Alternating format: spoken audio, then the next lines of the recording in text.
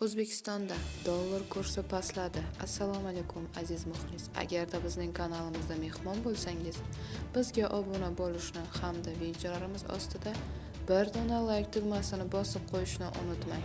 Markaziy bank xorijiy valyutalarning o'zbek so'miga nisbatan 26-martda amalda bo'ladigan qiymatini e'lon qildi. Unga ko'ra dollarning rasmiy kursi 17,70 so'mga pastlab 12.929,37 so'm bo'ldi.